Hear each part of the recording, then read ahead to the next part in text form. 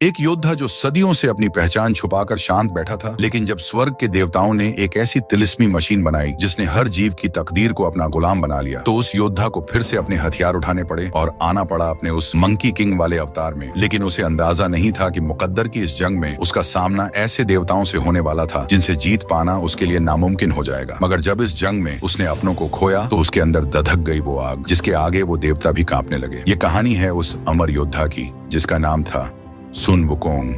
कहानी की शुरुआत हुई उस दिन से जब वुकोंग अमर लोगों की डेस्टिनी काउंसिल में पहुंचा, जहां का हेडमास्टर स्वर्ग जाने वाले काबिल योद्धाओं का चुनाव करने वाला था। लेकिन वुकोंग मुकाबले में शामिल होने के बजाय ऊंची इमारत की छत पर जाकर उस जगह का जायजा लेने लगा और फिर उसने सीधे वहां की रसोई में पहुंचकर उनका खाना चुरा लिया। जब गार्ड्स के कप्तान के पास वो खाना पहुंचाया गया तो अपना खाना गायब देखकर कप्तान गुस्से में आ गया और जो लड़की खाना लेकर आई थी उसे मुक्का मारकर गिरा दिया। फिर अपने हथियार से उस पर वार कर दिया, पर तभी जूलियन नाम के एक शख्स ने आकर उस लड़की को हमले से बचा लिया। कप्तान ने चिढ़कर अब जूलियन पर डंडे बरसाना शुरू कर दिया जिससे वो दूर जा गिरा, लेकिन तभी उसको पीछे से जोरदार लात पड़ी। ये अहाजी थी जिसकी बहादुरी के लिए सब तालियां बजाने लगे। सबके सामने हुई बेइज्जती से कप्तान और सैनिकों को और भी ज्यादा गुस्सा आ गया और वो अहाजी पर हमला करने के लिए कूद पड़े। लेकिन वो अहाजी तक पहुंच पाते उससे पहले ही एक जोरदार आवाज आई। जब अहाजी ने अपनी आंख खोलकर देखा तो वो सैनिक दीवार में ढंसा हुआ था। अचानक हुए हमले से कप्तान और उसके सैनिकों का मुंह खुला रह गया और जब उसने ऊपर देखा तो उसे पता चला कि वुकोंग अब उसके सिर पर उल्टा खड़ा था। वुकोंग ने कप्तान का चेहरा नोचकर उसे लात मारकर हवा में उछाल दिया।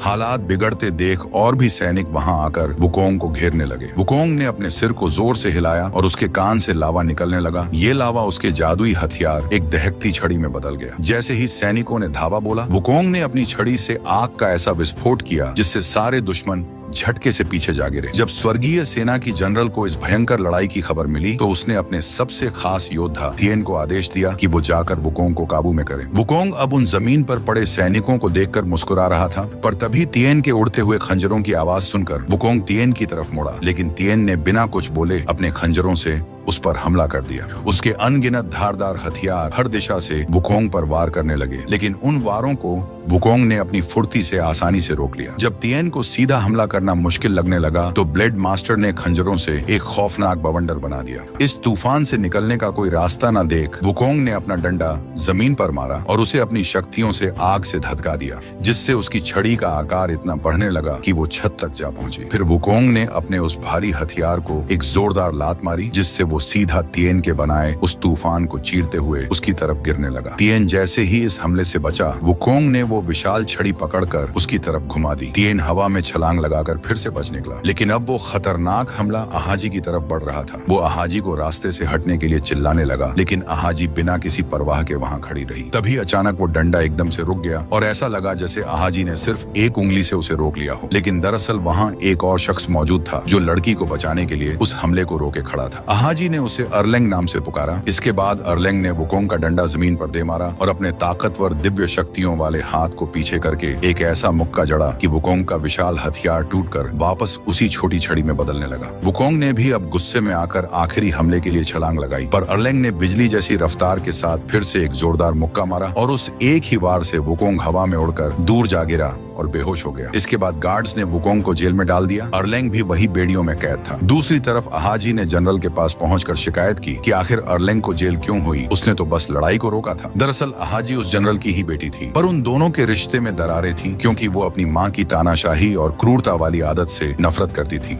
उधर जेल की सलाखों के पीछे कैद वुकोंग को अब भी लग रहा था कि उसके साथ नाइंसाफी हुई है। वुकोंग ने अर्लेंग को दोबारा लड़ने के लिए कहा, पर जब अर्लेंग ने मना कर दिया तो वुकोंग ने उसे उकसाने के लिए उसकी माँ की बेइज्जती करना शुरू कर दिया। दरअसल अर्लेंग की माँ को एक इंसान से प्यार हुआ था और अर्लेंग में आधा अंश इंसानों का था। अर्लेंग जैसे ही गुस्से में आकर लड़ने के लिए खड़ा हुआ, तभी जनरल और तिएन अचानक वहां जेल में आ गए। जनरल ने अर्लेंग की बेड़ियों को खोल दिया और उसे वहां से जाने का आदेश दिया। वुकोंग को लगा कि लड़ाई दोनों ने की थी, इसलिए उसे भी जाने दिया जाएगा। लेकिन तभी जनरल ने अपनी जादुई शक्तियों से एक बाइंडिंग मुकुट निकाला और तिएन ने वो मुकुट वुकोंग के सिर पर पहना दिया। वुकोंग इसे हल्के में ले रहा था, लेकिन जैसे ही जनरल ने मंत्र पढ़ना शुरू किया, वैसे ही वो तिलिस्मी मुकुट सिकुड़ने लगा, जिससे वुकोंग को ऐसा असहनीय दर्द हुआ कि वो जमीन पर गिरकर तड़पने लगा और आखिरकार आखिरकार उस भयानक दर्द के कारण बेहोश हो गया। अहाजी ये सब देख रही थी और वुकोंग को तड़पता देख उसे बुरा लगा। उसने चालाकी से अपनी माँ से मुकुट को काबू में रखने वाली वो छड़ी यह कहकर मांग ली कि वुकोंग को अब वो खुद सजा देगी। जनरल ने भी अपनी बेटी की काबिलियत परखने के लिए वो छड़ी उसे दे दी, लेकिन साथ ही अहाजी को हिदायत भी दी कि वो हर पल उस पर अपनी नजर रखे। उधर बेहोशी की हालत में वुकोंग को अपने अतीत के सपने आने लगे। बहुत समय पहले स्वर्ग की एक रहस्यमयी मशीन डेस्टिनी एस्ट्रोलैब इंसानों की किस्मत को काबू में रखने की ताकत रखती थी। उसी समय एक महाकाय योद्धा का जन्म हुआ जिसने अपनी तकदीर को स्वीकार करने से मना कर दिया और उसने डेस्टिनी एस्ट्रोलैब को तबाह करने के लिए स्वर्ग की सेना के खिलाफ एक भयंकर जंग छेड़ दी और पूरी सेना को घुटनों पर ला दिया। लेकिन आखिरकार अपनी पूरी ताकत लगाकर स्वर्गीय सेनाएं उसे मारने में कामयाब रही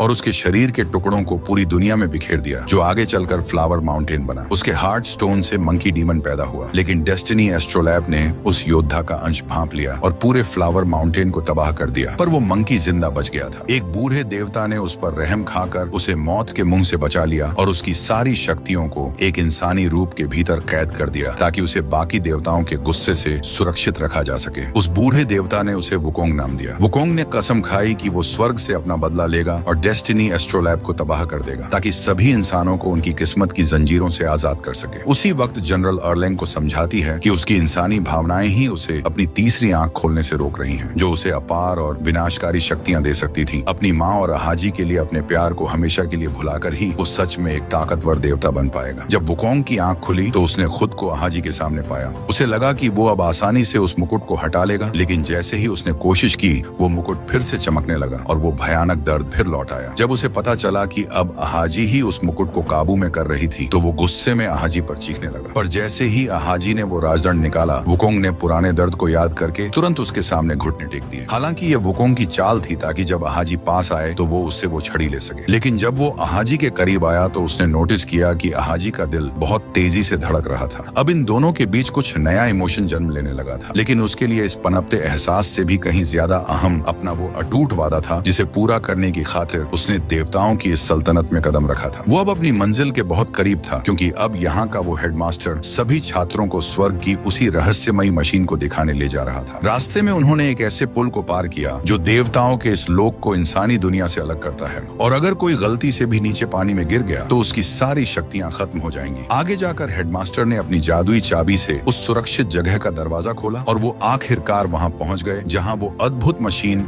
डेस्टिनी एस्ट्रोलैब थी। वुकोंग ने अंदर जाते ही मौके का फायदा उठाकर वो जादुई चाबी चुरा ली। जनरल को भी वुकोंग की मंशा पे शक था, इसीलिए वहां मौजूद भीड़ को स्वर्ग का इतिहास बताते वक्त उसने जानबूझकर फ्लावर माउंटेन की तबाही का जिक्र किया ताकि वो वुकोंग के इरादों का साफ पता लगा सके। उस औरत की बेरहम बातें सुनकर वुकोंग का खून खौलने लगा। वुकोंग को उकसाने के बाद जनरल को यकीन हो गया था कि स्वर्ग पर हमला करने वाला वो पुराना शैतान आज भी वुकोंग के भीतर जिंदा है। जनरल ने तिएन को आदेश दिया कि वुकोंग कुछ करे, उससे पहले ही वो उसे खत्म कर हार्ट स्टोन वापस लेकर आए। लेकिन तब तक वुकोंग ने उस गुप्त दरवाजे तक पहुंचकर जादुई चाबी से उसे खोल लिया था। उसने अपनी छड़ी निकाली, लेकिन जैसे ही वो हमला करने के लिए आगे बढ़ा, दरवाजे से एक तलवार तेज गति से उसकी तरफ आने लगी। वुकोंग अपनी फुर्ती का इस्तेमाल करके उस वार से बच गया, लेकिन उसने देखा कि एक बार फिर अर्लेंग उसका रास्ता रोके खड़ा था। अपने मंजिल के इतना करीब होने के बाद भी अब वुकोंग का वहां पहुंचना काफी मुश्किल हो गया था। गुस्से में आकर वो अपने हथियार को फिर से बड़ा करने लगा, लेकिन अर्लेंग ने तुरंत अपनी बर्फीली तलवार निकाली और वुकोंग पर हमला बोल दिया और उसकी दहकती आग की छड़ी को अपने वार से फिर से ठंडा कर दिया। अर्लेंग ने इसके बाद लगातार ताबड़तोड़ वार किए, पर वुकोंग भी बड़ी फुर्ती से उसके हर हमले से बच निकला। लेकिन उनकी इस भयंकर भिड़न से पुल टूटने लगा और देखते ही देखते वहाँ एक खौफनाक तूफान खड़ा हो गया। तिएन भी अब वुकोंग के खिलाफ मैदान में कूद पड़ा और अब उन दोनों का साथ में सामना करना वुकोंग के लिए मुश्किल लगने लगा। हर तरफ से हो रहे हमलों को रोकना अब संभव नहीं था। तभी अहाजी भी जूलियन को लेकर पुल पर आ गई और उन्हें लड़ाई रोकने के लिए कहने लगी,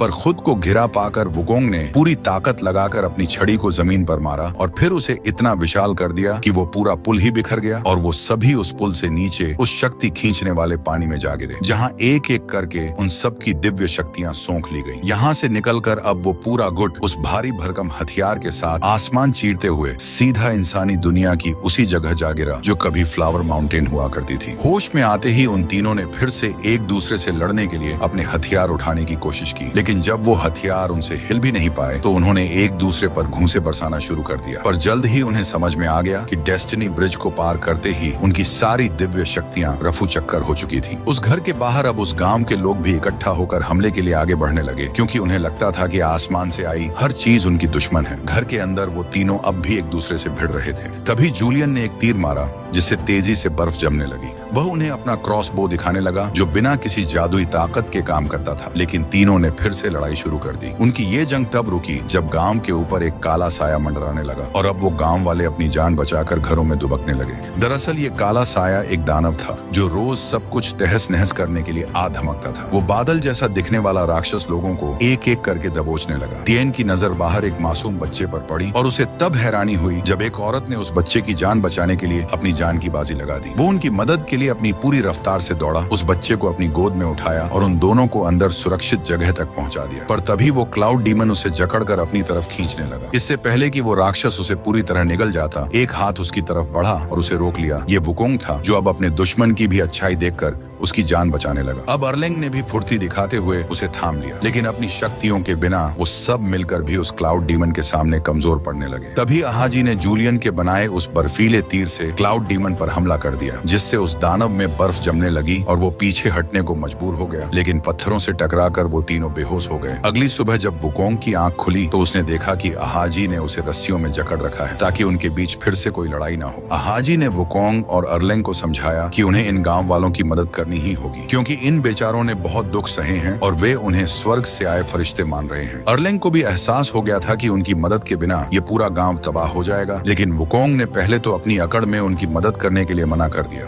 पर जैसे ही उसने गांव वालों की बदहाली को अपनी आंखों से देखा और जब अहाजी ने फिर से उसे समझाया तो वो उनकी मदद के लिए मान गया। तिएन ने सभी को बताया कि दरअसल वो बादल स्वर्ग का ही हिस्सा था जो रास्ता भटककर खंडहरों की काली शक्तियों का शिकार हो गया। इसके बाद उसने पूरे गांव की एक एक बूंद पानी को उड़ा लिया, जिसकी वजह से वहां अकाल पड़ गया। अब उन्होंने गांव वालों के साथ मिलकर उस शैतान को झांसा देने के लिए एक मास्टर प्लान बनाया, जहां एक नकली सूर्यास्त का नाटक करके भारी तोपों से बर्फीले बम दागने की तैयारी की गई। गांव वालों ने अपने सारे लाल कपड़ों से पूरी जगह को ढक दिया। उनकी यह तरकीब काम कर गई और देखते ही देखते आसमान में अंधेरा छाने लगा, क्योंकि वो खौफनाक दानव ठीक गांव के ऊपर आ धमका। उस दानव ने इतना तेज तूफान उठाया कि सब लोग इधर उधर उड़ने लगे। वो बर्फ के गोले दागने वाली टोप भी हवा की तेज रफ्तार के कारण पलट गई। तभी वो दानव एक शख्स को अपने सिकंजे में लेकर ऊपर खींचने लगा, लेकिन वुकोंग ने सोच लिया था कि वो अब किसी और इंसान को कुर्बान नहीं होने देगा। वुकोंग ने उसे कस के पकड़ लिया, पर अब वो भी उस दानव की तरफ खींचने लगा। तभी अचानक सभी गांव वालों ने आकर उनको उस दानव की तरफ जाने से रोक लिया। अर्लेंग और उसकी टीम ने आकर आसमान की तरफ बर्फीले तीरों की बौछार कर दी। तभी तिएन ने एक जलती हुई मशाल उन लाल कपड़ों के नीचे फेंक दी। आग की उस रोशनी से सूर्यास्त का जबरदस्त भ्रम पैदा हो गया और वो राक्षस अपने असली डरावने रूप में सामने आने लगा। वुकोंग ने भी गांव वालों के साथ मिलकर उस तोप को सीधा कर लिया, लेकिन निशाना लगाने के लिए वो तोप अब भी नीचे थी। वुकोंग की मदद के लिए अर्लेंग वहां पहुंचा और अपनी पूरी ताकत लगाकर उस तोप को उठा दिया। वुकोंग ने बिना मौका गवाए सीधा उसके मुंह पर जोरदार धमाका कर दिया। राक्षस पलक झपकते ही बर्फ बनकर सीधा गांव की तरफ गिरने लगा, जहां तिएन ने फुर्ती दिखाकर उसे एक लोहे के पिंजरे में दबोच लिया। बरसों तक जुल्म सहने के बाद आखिरकार उस दानव से आजाद होकर गांव वालों की खुशी का ठिकाना नहीं रहा। सब जीत का जश्न मनाने लगे, लेकिन उन्हें नहीं पता था कि उनकी किस्मत पहले ही लिखी जा चुकी थी। अहाजी भी वुकोंग के पास आई और गांव वालों की मदद करने के लिए उसे शुक्रिया कहा। अहाजी ने वुकोंग को एक प्यारा सा तोहफा भी दिया। वुकोंग के दिल में भी अब अहाजी के लिए फीलिंग्स आने लगी, लेकिन तभी जश्न के उस माहौल में जूलियन को कुछ अजीब लगा। तभी उसकी नजर सामने खड़े एक रहस्यमयी साए पर पड़ी जो काली रोशनी में लिपटा हुआ सबके सामने आ खड़ा हुआ।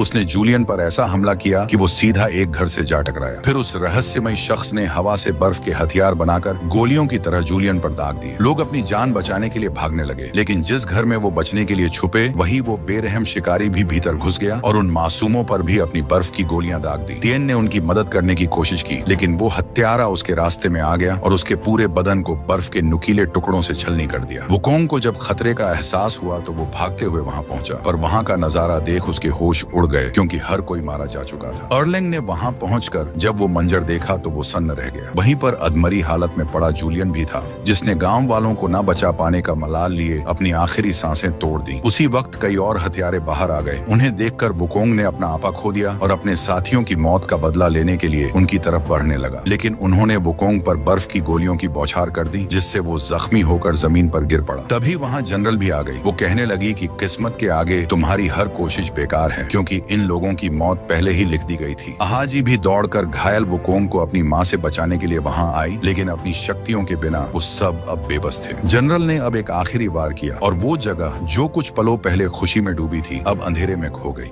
कुछ दिनों बाद जब अहाजी की आंख खुली तो वो एक काल कोठरी में थी, जहां अर्लेंग भी मौजूद था, जिसने अब स्वर्ग के उस क्रूर फैसले के आगे घुटने टेक दिए थे। वो उससे कहता है कि हमने किस्मत के खिलाफ जाकर बहुत बड़ी गलती की थी। वुकोंग जेल के सबसे निचले और अंधेरे हिस्से में बंद था, जहां वो नरक जैसी पीड़ा सहकर भी सिर्फ अहाजी के इंतजार में मौत को भी इनकार कर रहा था। जब अहाजी उसके पास पहुंची तो उसे देखकर इस भयानक हालात में भी वुकोंग के चेहरे पे मुस्कान आ गई। अपने दोस्त को दर्द से आजाद करने के लिए अहाजी ने पत्थर दिल बनकर उससे कहा कि वो उससे नफरत करती है और उनके बीच अब सब कुछ खत्म हो चुका है। वो उसे यकीन दिलाने लगी कि फ्लावर माउंटेन अब कभी नहीं लौटेगा और इस मुकद्दर की जंग को कभी नहीं जीता जा सकता। टूटे हुए दिल और गहरी मायूसी के साथ वुकोंग ने अब जीने की जिद छोड़ दी और वो धीरे धीरे राख बनकर हवा में उड़ने लगा। पीछे सिर्फ वो हार्ट स्टोन और अपना स्कार्फ छोड़ गया। अहाजी ने खुद से वादा किया कि वो अपने दोस्त का अधूरा काम पूरा करेगी और उस स्कार्फ को फ्लावर माउंटेन की तरफ फेंक दिया, जहां वो सीधे उस तहस हो चुके गांव में जा गिरा। उसी वक्त अर्लेंग ने भी हार्ट स्टोन जनरल को सौंप दिया और अपनी सारी इंसानियत को भुलाकर अपने माथे की वो तीसरी आंख खोल ली, जिससे उसे असीम शक्तियां मिल गईं। उधर उस बूढ़े देवता ने उस स्कार्फ को थामा और उस नर्क जैसी जगह में वुकोंग को पुकारा। वुकोंग को लग रहा था कि अब उसके पास कुछ नहीं बचा, लेकिन तभी उस बूढ़े ने सच्चाई का खुलासा किया। उसने बताया कि भले ही वुकोंग ने हार्ट स्टोन खो दिया, पर इसी वजह से अब वो अपने उस इंसानी शरीर के बंधनों से आजाद हो चुका था और अब अपना असली रूप ले सकता है। अब फैसला उसे करना था कि वो इस लिखी हुई तकदीर के आगे झुकेगा या अपने दिल की आग से इसे राख कर देगा। वुकोंग ने जमीन में गड़े उस हथियार को पकड़ा और उसे एक बार फिर दहकती आग की लपटों से रोशन कर दिया। वो भारी भरकम हथियार जमीन का सीना चीरते हुए हवा में उठने लगा और आसपास सब कुछ ताश के पत्तों की तरह ढहने लगा। धूल के गुब्बार से निकलकर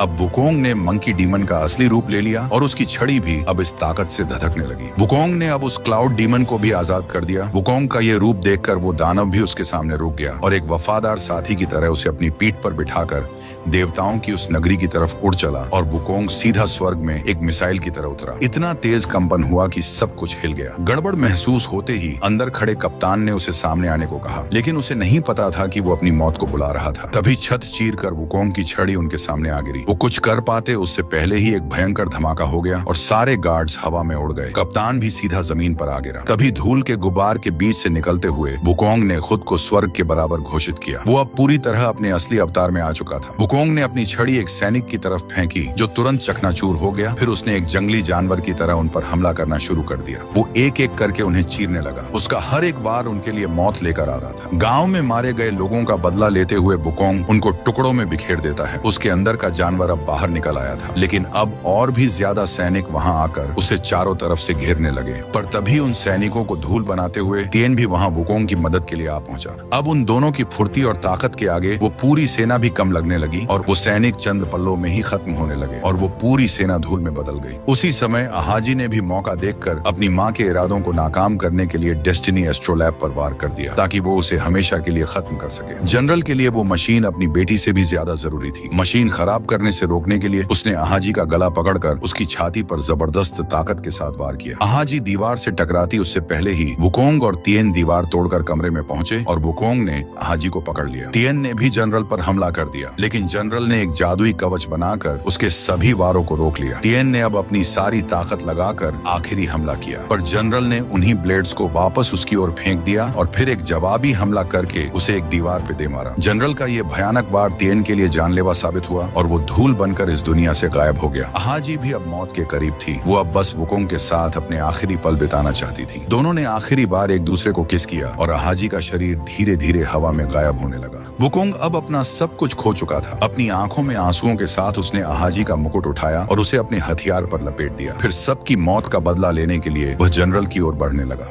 जनरल ने अपने चारों ओर फिर से दीवार बना ली, लेकिन वुकोंग गुस्से में उस पर बार बार वार करता रहा। आखिरकार वो दीवार कमजोर पड़ने लगी और जब सारी ताकत लगाकर अपने हाथों से उसने दीवार को दो हिस्सों में तोड़ना शुरू किया, तो जनरल ने मजबूर होकर उन्हें बाहर टेलीपोर्ट कर लिया और अपने बनाए हुए ब्लेड से वुकोंग पर हमला शुरू कर दिया। लेकिन वुकोंग ने आसानी से उन सभी को रोक दिया। जनरल ले अब एक विशाल ब्लेड से वुकोंग पर हमला किया, लेकिन उसने फुर्ती दिखाकर अपनी छड़ी से उसके टुकड़े टुकड़े कर दिए। तभी अचानक अर्लेंग ने भी वुकोंग पर हमला बोल दिया। हमले से वुकोंग दूर जा गिरा। वो अब गुस्से में आकर अर्लेंग की ओर दौड़ा और उनके बीच भीषण लड़ाई शुरू हो गई, लेकिन अर्लेंग ने फिर से अपने वार से वुकोंग को पीछे धकेल दिया। फिर अर्लेंग ने एक वार से विशाल बर्फीला हथियार बनाया और उसे वुकोंग पर दे मारा और वो पहाड़ों की ओर धकेलता हुआ चट्टानों से जा टकराया। वुकोंग ने भी जवाबी हमला करके अपना हथियार अर्लेंग की तरफ फेंका, लेकिन अर्लेंग ने उसे रोककर उसकी छड़ी के टुकड़े टुकड़े कर दिए। अब वुकोंग ने अर्लेंग के हथियार को उन टुकड़ों से ढककर हवा में उछाल दिया और दोनों ने पूरी ताकत से एक दूसरे को एक मुक्का मारा, जिससे एक विशाल विस्फोट हुआ। जब धूल छटी तो अर्लेंग शांति से खड़ा था। दरअसल जब अर्लेंग ने वुकोंग पर वार किया तो उसके दिल में अहाजी की मौजूदगी महसूस की। उसकी मौत का एहसास करके अर्लेंग की इंसानी भावनाएं फिर से जाग गई। अहाजी की यादों को छोड़ने से इनकार करते हुए उसने जनरल की कठपुतली बनकर रहने से मना कर दिया। अब जनरल ने अपनी जादुई शक्तियों का इस्तेमाल करके एक विशाल टाइटन बनाया ताकि दोनों को खत्म कर सके। वुकोंग ने जमीन पर मुक्का मारकर आग का एक गोला निकाला जो उसके हथियार में बदल गया। इसके बाद वुकोंग ने अपनी छड़ी को उस टाइटन की दिशा में फेंक दिया और उसके बड़ा होने पर उस पर छलांग लगा दी। वो अपने हथियार पर भागते हुए तेजी से टाइटन की तरफ बढ़ने लगा। वुकोंग को टाइटन की तरफ बढ़ता देख अर्लेंग ने भी दौड़ना शुरू किया और हवा में तैरते हुए पत्थरों पर छलांग लगाते हुए उस विशालकाय टाइटन की ओर बढ़ने लगा। उसी वक्त वुकोंग ने भी अपनी विशाल छड़ी के नीचे कूदकर उसे अपनी पूरी ताकत के साथ टाइटन पर घुमा दिया। अब उन दोनों ने एक साथ अपना आखिरी वार किया। अर्लेंग ने उस टाइटन के बीचों बीच भयानक मुक्का मारा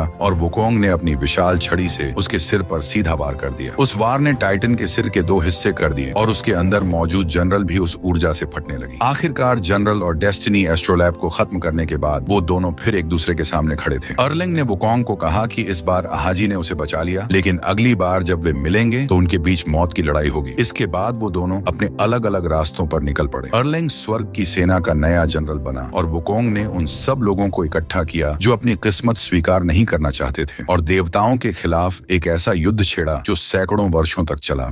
इसी के साथ फिल्म की कहानी का अंत हो जाता है। अगर आपको ये वीडियो पसंद आया तो इसे लाइक करें और ऐसी ही और मूवीज के लिए चैनल को सब्सक्राइब करना ना भूलें।